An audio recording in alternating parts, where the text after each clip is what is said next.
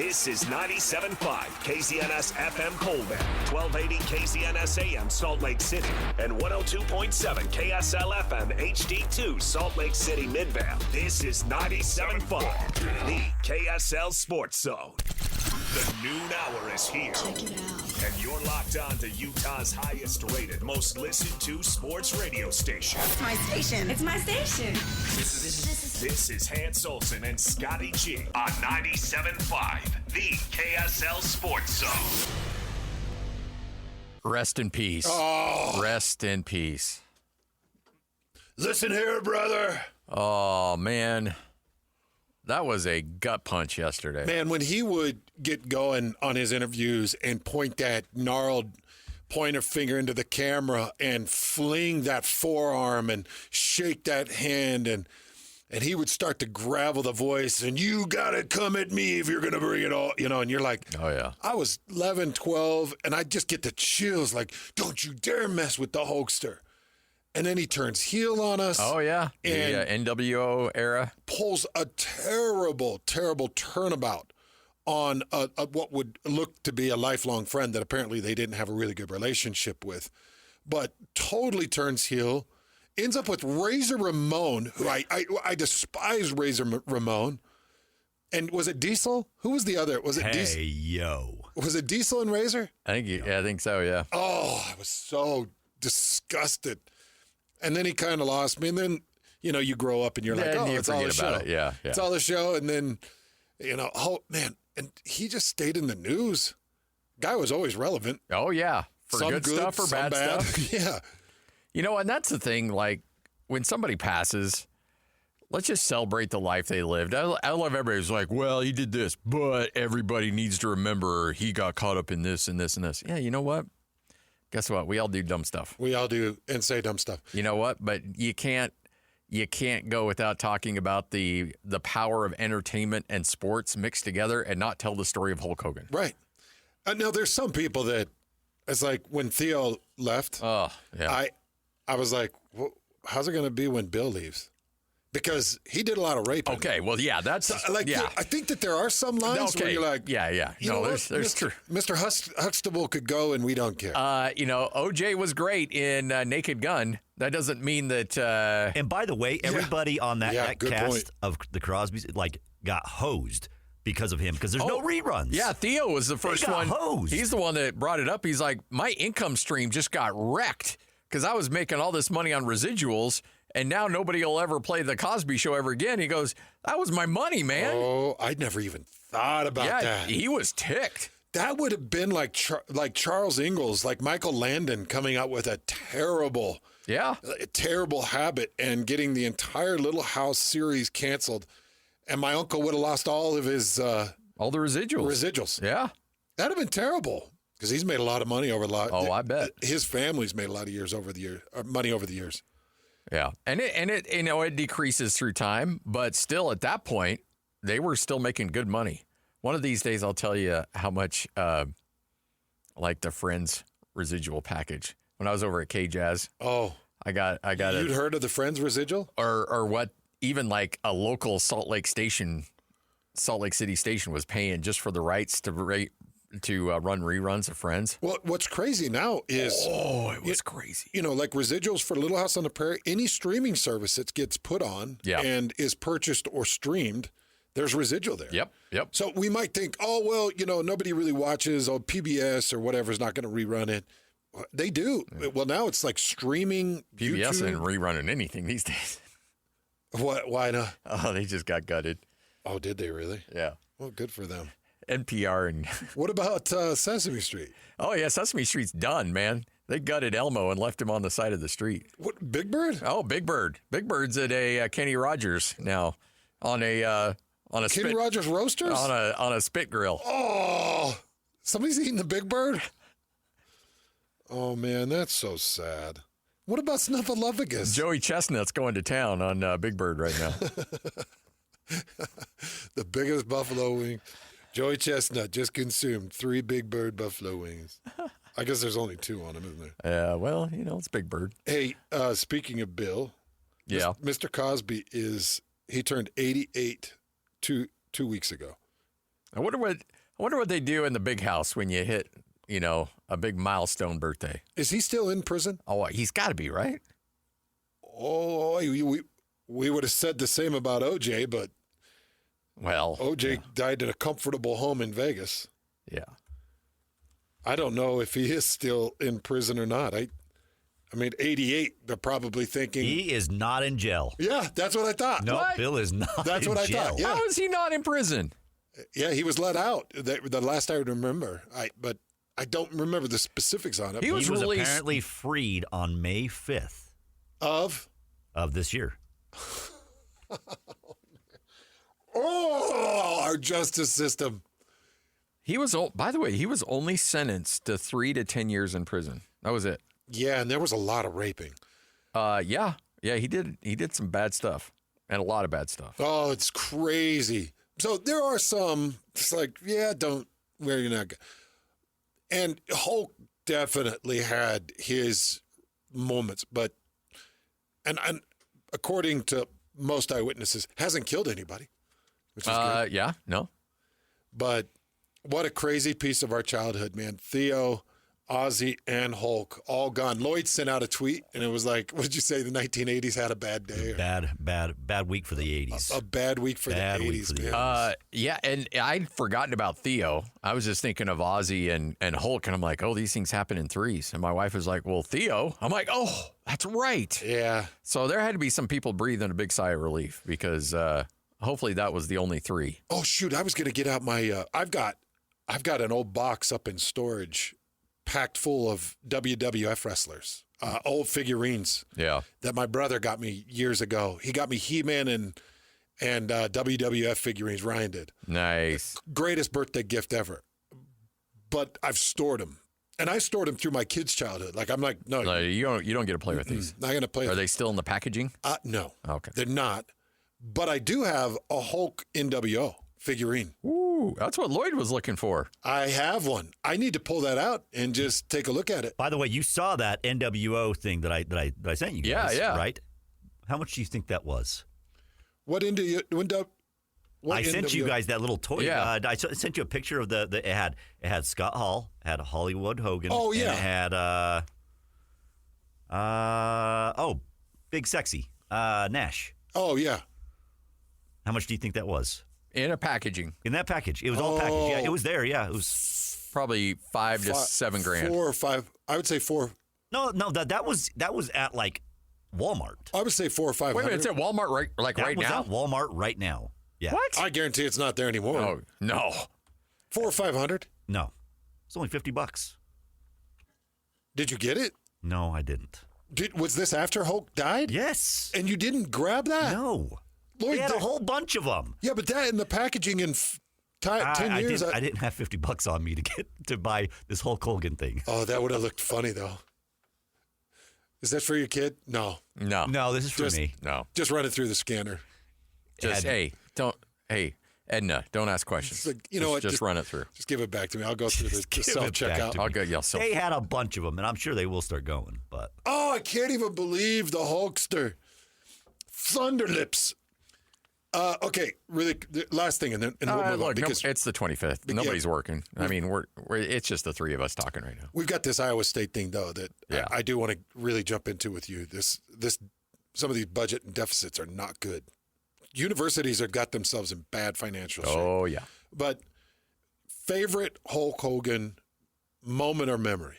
What's the one, like, if you had to explain your childhood in Hulk Hogan, what's the thing that stands out the most? Well, probably my favorite Hulk Hogan match was not childhood, but when he took on a young up-and-coming Rock was a tremendous. Oh, that was a big one. That was fun. That was like a changing of the guard kind of moment. But I will just go back to he versus Andre the Giant and just pick one because I loved watching him and Andre get after it.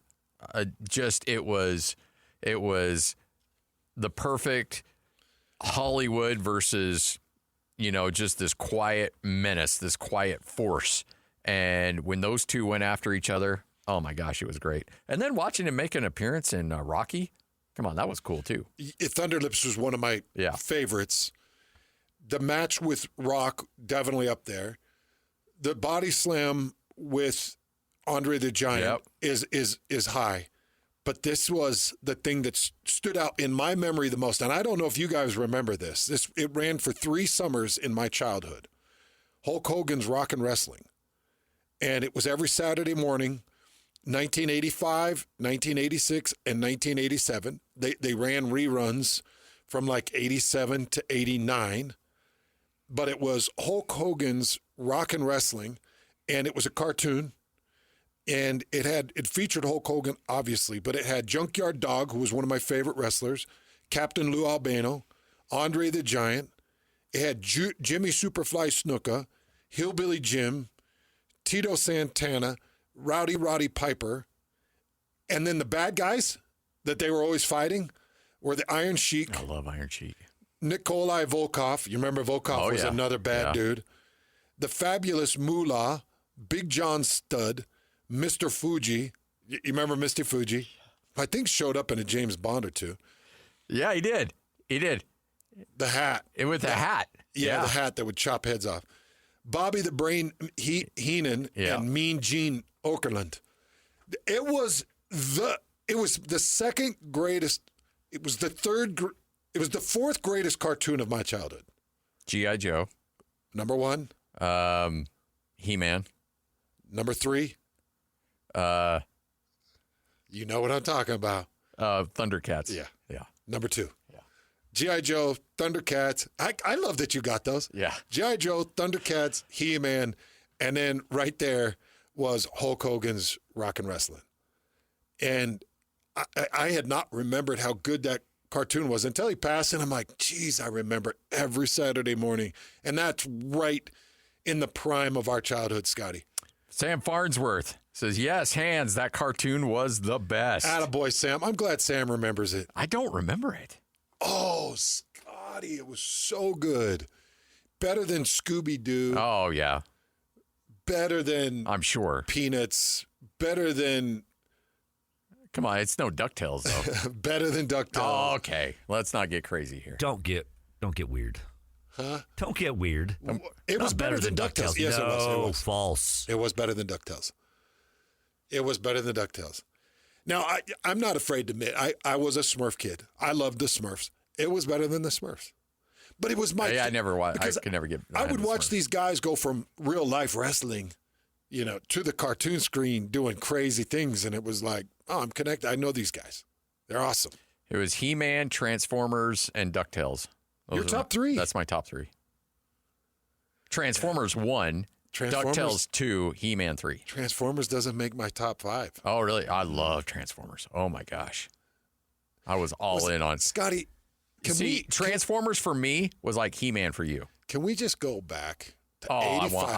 I want to so bad. Did your mom and dad let you eat cold cereal? Oh, yeah. I could eat cold cereal on a Saturday morning. Like that was... And we didn't have name brand... Let you eat cold cereal. Yeah, because it was expensive. I mean, it was kind of looked at as a luxury item in our house. Okay. It was like, especially if you get like a name brand, like a Lucky Charms. Yeah. We were a big Captain Crunch family. I wanted Lucky Charms so bad, and Lucky Charms was not typical. So you ate a lot of cream of wheat? No, a lot of Raisin Bran. I'll be honest. Like if I was going to dabble in cold cereal, it was probably Raisin Bran. Well, cream of wheat's a warm cereal. That's but you can butch up cream of, or Raisin Bran with some sugar. Absolutely. You hammer that with sugar, and the raisins feel like sugar-coated raisins. Yeah, exactly. Yeah, no, you can make it work. You can turn that into Frosted Flakes real fast. The other one I hated that I had to get into was grape nuts. Oh, everybody wanted you to eat grape nuts. And it's healthy. And that took a solid, for a single bowl, that took a solid half cup of sugar to make those work. It did, and it all sunk. Yep. And you take a bite, and you're like crunching in. Yeah. But that Saturday morning cereal, not a care in the world. You got your best friend. You're about to pull the rotary phone out and hit him up for a Saturday bike ride. I thought you were talking about Christopher. Don't bring Christopher up, because Christopher did watch every episode of Hulk Hogan's Rock and Wrestling.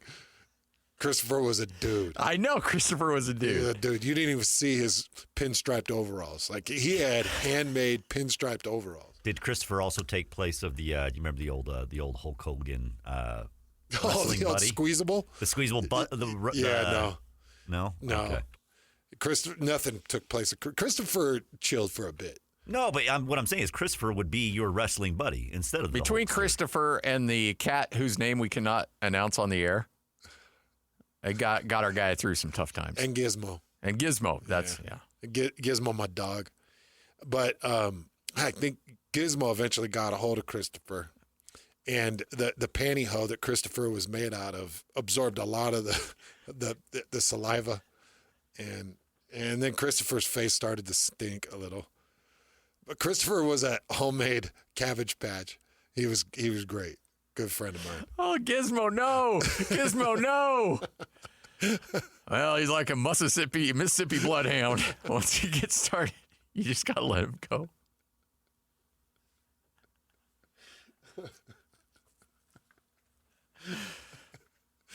Oh, Christopher, what have you got yourself into? Kind of mess you in now, bud. Hey, good luck getting out of that one. Oh, Saturdays were the greatest. They were. Hulk. We'll miss you, bud. Thanks for the entertainment. See, we were cold cereal Monday through Friday, and then Saturday was our hot breakfast. Oh, you got a hot breakfast on Saturday? Because Dad was going to take us outside, and we were going to get some work done. Yeah, so you had your morning cartoons. Okay. You get up at 6, watch your cartoons, and Mom would have the scrambled eggs and the bacon and stuff. And then it was, okay, now we're going to go do some work. So this is where I need to admit something to you, because a lot of people may look at you and I like, oh, they're small town Idaho boys. Both of them are ranch, both of them farmed, both of them had busy Saturdays. Until I moved from the city out to the country, and which I was 9 years old when we moved from Weiser City out to middle of nowhere Weiser country. And my best friends when we moved out to the country became ranchers and farmers. And what do you do on a Saturday morning? You go help them. You go help your best friends. So when I turned 9, that's when I started having to milk cows and separate bolts and screws and nails and stupid stuff and go feed and gather eggs and all that crap. Move pipe. Oh, moving pipe. And by the way, Robbie Routson, I know you listen. I think he's up around your area. Oh, okay. I loved it, Robbie. And Robbie's mom would feed us the big breakfast like yours because it was like, all right, here it is. Now go. Now go. And you're like, geez. But until I turned 9 and moved out to the country, I lived a very privileged Saturday. It was very quiet. It was very relaxed. I did not have to bust it on a Saturday. Yeah. So big thanks to my mom and dad for allowing me up until 9 to have my Saturdays free and clear. But that's when I got the cold cereal. Yeah. I didn't get it anyways, any other time. Wow. So what would they make breakfast for you then? No, I would do typically a toasted peanut butter and jelly. Toasted peanut butter and jelly was the staple. Yeah. All right. There's some interesting things going on in the world of college football. Just because you have a P4 next to your name doesn't necessarily mean you're racking in the money. In fact, one program's in a whole lot of trouble. We'll talk about them next. Hans and Scotty, this is 97.5, the KSL Sports Zone. This is Hans and Scotty G. Let's go. The lineup is set, and it's time to kick off the show with the biggest topic of the day. This is the starting lineup on 97.5, the KSL Sports Zone. Hans and Scotty, 97.5, the KSL Sports Zone. Big thanks to everyone letting us take a trip down memory lane. Maybe we ought to do like an 80s podcast. I would so in for that. I would love to do it because I feel like you, Lloyd, and myself are firmly planted and still stuck in the 80s. Oh, yeah. Yeah. Yep. I would. Did you see my tweet? Yeah, about your wife? Or no, you did. Oh, well, yeah, that. She didn't have that same kind of sorrow that you did? No, she was heartbroken about Kobe Bryant for like 3 weeks, and I'm moping around. Hulk Hogan dies, and she's like, "Who?" I'm like, "Hulk." Yeah, like it's Did best you tell her? Let me tell you, brother. Let me tell you, brother. No, I just said, if you need me over the next couple of days, I'll be up at Mom's house. I think it's best if you and I go separate ways for a couple of days while I heal. Yeah, let's. We need a little alone time today. Yeah, but we were able to patch things up. Oh, that's good. That's good. All right, you stumbled on a story about Iowa State today that's it's not actually pretty alarming. Well, I'm a little bit worried, and it is a little bit selfishly driven. The worry is selfishly driven because I've got amazing girls. I've only got one girl left that has college eligibility, but the strings are starting to tighten, and I'm feeling like the windfall is coming, and I'm worried about it. So this story today talks about Iowa State University and their athletics budget deficit. They're facing a $147 million budget deficit through 2031. They're talking about a $25 to $27 million deficit annually that projects through to 2031. And everybody can talk all of this business, and they can bring up all of these different ways to raise money or generate revenue. But Scotty, you and I and Lloyd, we've been in this business a long time. We've been in business a long time. Yeah. What happens when there's a budget deficit? Do you seek other forms of revenue? Nope. You seek fat to trim. Yes. You get a hatchet, you get a machete. Yeah. And you start cutting. Machete. You start cutting. And I hate to use the term fat to trim because a lot of times good people lose jobs. Oh, yeah. Really good people lose jobs. The people that are making the real money, they're usually okay. They're the ones that are cutting the people that are actually doing the work. Yes. And it's like, man, and then people like us in the middle, we see those people like, I can't believe they fired that guy. And that's who fired him. Yeah. Fire that guy. He's making $1.2 million. Yes. You know, you want to save. Why are we trimming a $35,000 guy who's working 90 hours a week? It's ridiculous and keeps us afloat. Yeah. But that's what happens. Well, this is what we're looking at now in major college sports. But a couple things here.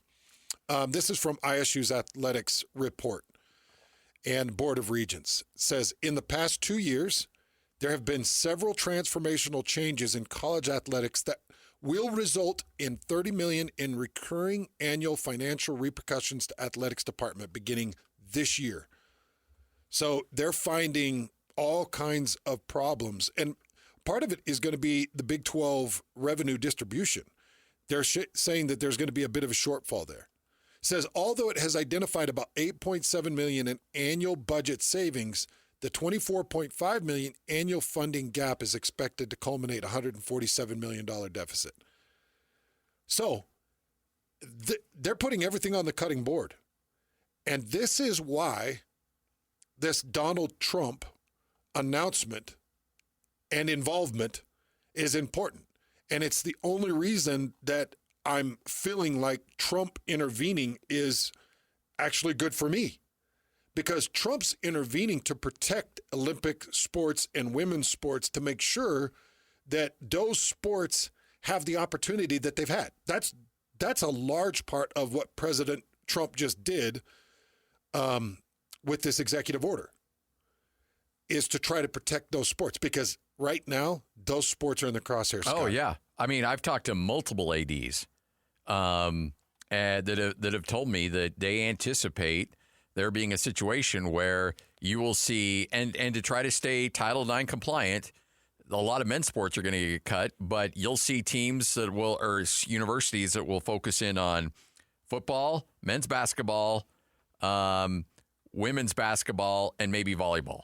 And then everything else, cut, will be club sports. And the ones that you mentioned, tightened. Yes, very much tightened. Yep. And one school who, let's just say they've got a swimming team, women's swimming team, or a women's track team that they like better than volleyball's gone. Volleyball's out. Yeah, everybody's going to be a little different. So Iowa State in this report is expecting NCAA and conference revenue. Now remember, why is this important? Well, because we've got two teams in the state that sit in the same conference. They're expecting NCAA and conference revenue to drop $2.2 million this year. Wow.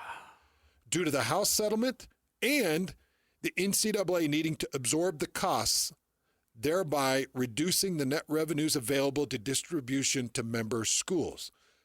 So Utah and BYU could potentially face some of this deficit. Lloyd mentioned the report from the University of Utah.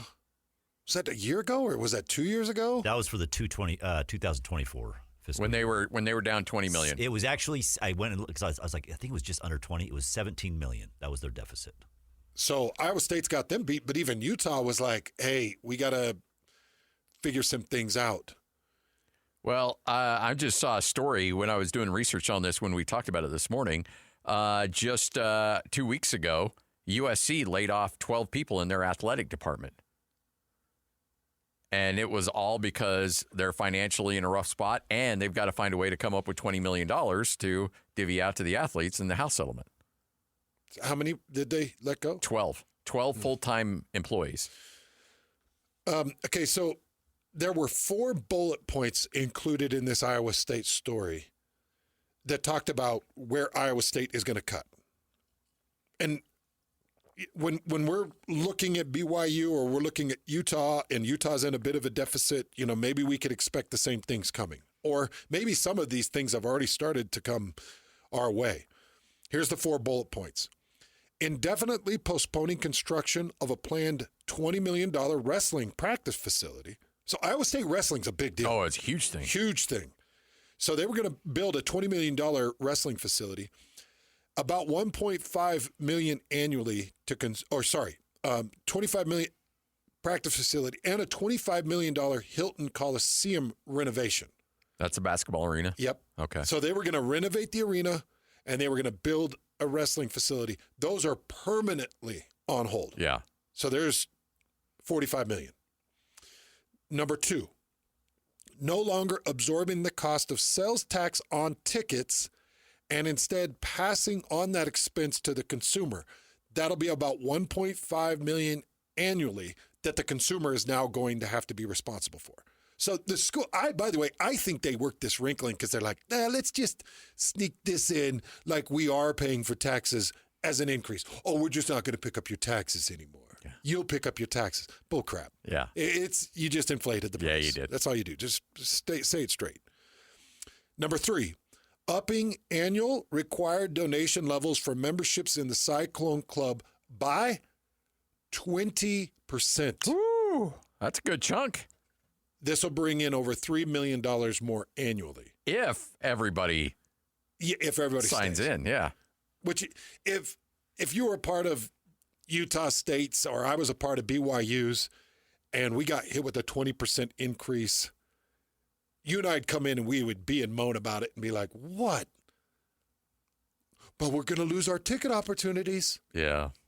Because that's what they hold against you. Oh, yeah. Like, oh, you got ticket rights. Well, they've already messed so much with ticket rights at Utah and at BYU and at Utah State. At some point, when you're really hitting up those big fan memberships, it's that 20%, Scotty. That's a good chunk right there. And then 4th, mandating all sports. This is the one. Mandating all sports and support units cut costs and find savings to slow the growth of overall expenses. The most significant savings have resulted from reduced travel costs for Olympic sports teams. You're not chartering anymore. So that they put that one at the very bottom in small print. Like the Olympic teams are no longer staying in nice hotels. Yep. Or flying. We'll bus them if we have to. Yep. And that bus trip to West Virginia is not real fun. And it's in February. And that bus trip down to UCF is going to really suck. But they put that in. But the Olympic sports are going to suffer. Oh, yeah. And this sucks. I know. Look, I'm a football hunk and a football elitist. So this brings me to one strong and final opinion on all this mess. You have to separate football and you have to make them employees. Yep. That's it. 100%.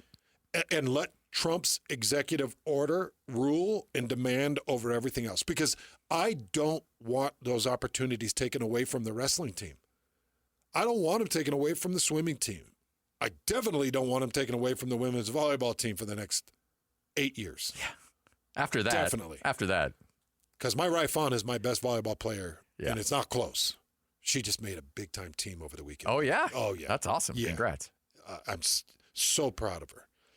But, because you called me, I was at her tryouts. Oh, okay. Tryouts for these clubs, there were 20 people for one position. 20. And good. And I'm looking around like, oh, crap. Like, you better get ready to have your heart broke. But it's crazy how competitive. But here's the problem. If you remove the goal for these young women, you think about the impacts of all of it. Now, it would not, break my heart if we saw club volleyball get a major reform. Like, I wish this was happening to club volleyball because, as I've mentioned multiple times, you're $10,000 plus now per year per girl. I'm not afraid to put that out there. I mean, why would anybody want to hide that? That makes me hurt inside. That's where you're at. Yeah. But if there's, and the reason you do it as a parent, number one, it really helps self-esteem. Number two, it helps them express their physical, their sports and competitive balance. Yeah. And it's a nice friend base. And, nowadays you got to keep kids off their phones. You got to keep them busy. So you're paying for a lot of things. But ultimately, you're paying to give them an opportunity to have one of these scholarships or spots or degrees, or because every time you take that step of an achievement, you see your kid build the confidence.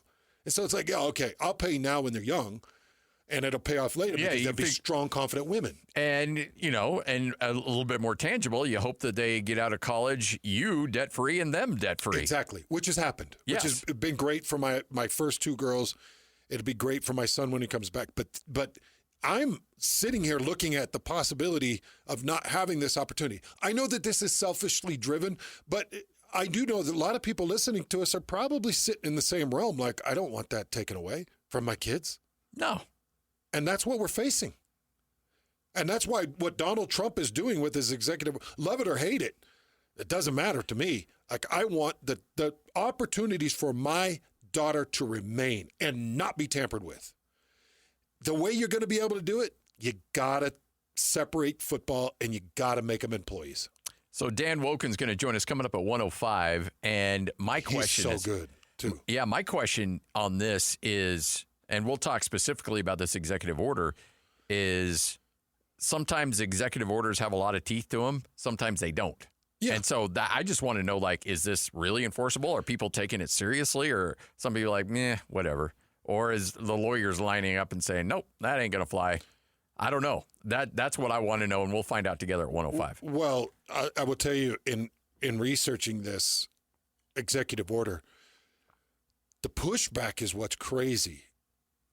There's antitrust lawsuits and antitrust settlements, and people are in a huff. And this Steve Berman has been one that's rattling everybody's cage. This is a quote that I grabbed about this executive order. He said, plain and simple, college athletes don't need Trump's help, and he shouldn't be aiding the NCAA at the expense of athletes. Okay. It's at the expense of football players. Let's be really careful here. It's at the expense of football players, but it's in the aid and the help of every other athlete. Maybe not college basketball, but every other athlete that is getting an opportunity to have their school paid for and get their degree. In a world now where a degree is not financially realistic for 90% of America anymore. It's not. So especially a debt-free one. Yeah, exactly. Exactly. I was looking at some of the opportunities that my second daughter was getting, Mackie was getting, and they were great universities, like high quality, big time degrees, and great scholarships. One scholarship was like $60,000 of scholarship. And we start looking into it. We're like, baby girl, what an amazing accomplishment. We look into it. We're like, oh, it's $120,000 for the next 2 years. So you're going to come out of that, even playing volleyball, sweat, blood, and tears, great degree, but $60,000 in debt. So over 2 years, she had 2 years of eligibility. And it's like, how do you feel about that? Prestigious university, great volleyball, $60,000 cash in your pocket. But after 2 years, you're going to owe $60,000. And Scotty, it might as well be, for these young kids, it might as well be $1 million. Yeah, it's the same likelihood of paying it off. Yeah. Yeah, you're gonna just pay the interest for the first 12, 15 years of your life. Yeah. And so you look at it and you're like, man, don't take opportunities for these kids to have free college because they're working for it. Blood, sweat, and tears. This was another great conversation that I had at Big 12 Media Days because I was talking to an individual about financial shortfalls and where we're headed. And this individual said the importance that's being placed on athletic departments and administration to find new ways of getting people to attend your events, to be a part of your events, to be excited about your events. And everybody looks at the Caitlin Clark phenomenon, and they look at the girls' basketball skyrocket, and they're like, oh, okay, how do we do that? You can't do it with gimmick, man. It takes a freak. Oh, yeah. Caitlin Clark. Yep. Caitlin Clark's just a freak. Plain and simple. She's one of one. This isn't about any other girl. It's Caitlin Clark because something just hit with America. And it hit on all demos. Men, women, children, adults. Everybody was captivated by Caitlin Clark. And that brought you to the games, and that filled the arenas, and that brought you to the TV sets, that brought millions of viewers. How are you going to do that? What are you supposed to do? I don't know what makes the Red Rocks at the University of Utah pack an arena that men's basketball has not been able to pack, but it does. Well, but why? And what's the revenue there?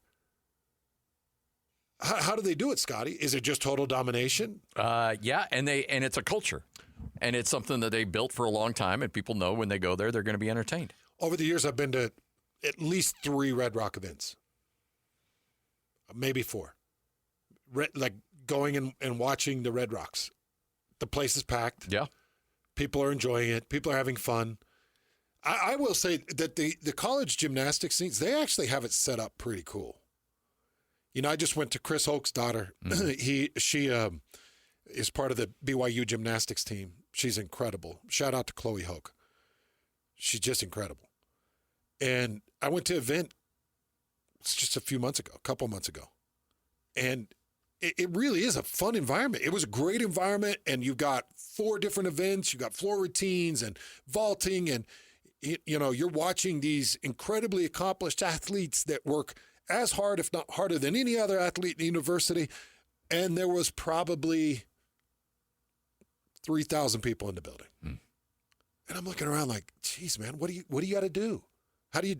BYU gymnastics used to be a powerhouse. I don't know if it still is. I know they got rid of the men's gymnastics team the same time they got rid of the wrestling, and that sucked. But anyway, Scotty, it's just sad. I just want I know it's selfish. No, but and maybe in a different year, I'm talking differently about this. But I think it's important because that helps bring attention to a very critical issue. And are you, as a university, as a fan of a university, are you willing to see some of these programs get cut? Like, and some people probably are. I think that I want to provide as many opportunities for people as you possibly can. But you also have to decide what's ultimately going to make you money. Do you want to be mediocre at a lot of things, or do you want to be great in a few things? Because right now, the financial wherewithal, universities and I'll look at in particular like Utah State. Utah State will not be able to have a high-level football and basketball team and support a bunch of different other sports as currently constituted. They just won't. Now, I think there's teams like Oklahoma, yes. Texas, yes. Frankly, I think BYU, yes. But Iowa State, no. Iowa State's in the middle of nowhere. They don't have a ton of corporate money. They've got a good donor base. And they've had good sports. Mm-hmm. But here's the thing. They're not generating a ton of money. I mean, I was telling you a story during the break. There was a P4 AD that told a friend of mine who was also an athletic director in the middle of COVID, he's like, we have to get games back in 2020. This was, around July of that year. He goes, if I don't have that TV money coming in, I will not be able to make my athletic department payroll by September, October. That's why there was this push to play games. So bad. And this was a P4 program. This is not a Weber State, Utah State, Southern Utah. This was not a G4 or an FCS school. This was a Power 4, at the time, Power 5 school that was scared to death that they were not going to be able to pay their employees. Do people know that during COVID, there was a university here in this state that sent coaches home for unpaid days? Yeah, furloughed. Yeah, they were furloughed. Are people familiar with that? Or was that more secret? I can't remember if that was told to me in private or if it was public. It was public? Because even the athletic director announced that he himself took a furlough. There were men and women that essentially just went and sat at home on a non-paid day. Yep. They had, I think, 2 weeks or something like that. We understate the fear that hit the sports scene in that time. Oh, yeah. And how quickly sports became so not important. Sports figures became nothing. The only thing they were good for was to possibly give some extra money to people that were doing important work. Yep. That was it. It's amazing how unsteady and volatile the sports world is. It could be gone tomorrow. Bam, gone. Just like that. It's the first thing that goes. Yeah. And when a university gets in some financial peril, don't think that they won't go to great extents to make sure that they're not losing money. Yeah. All right, 12:51, Hanson Scotty. Coming up next, we get you what you may have missed. Dan Woken joins us coming up at 1:05 right here on 97.5, the KSL Sports Zone. Looking for the latest on the Jazz, Utes, Cougars, and Aggies? Yeah. We've got you covered. This is Hans Olsen and Scotty G on 97.5, the Sports Zone.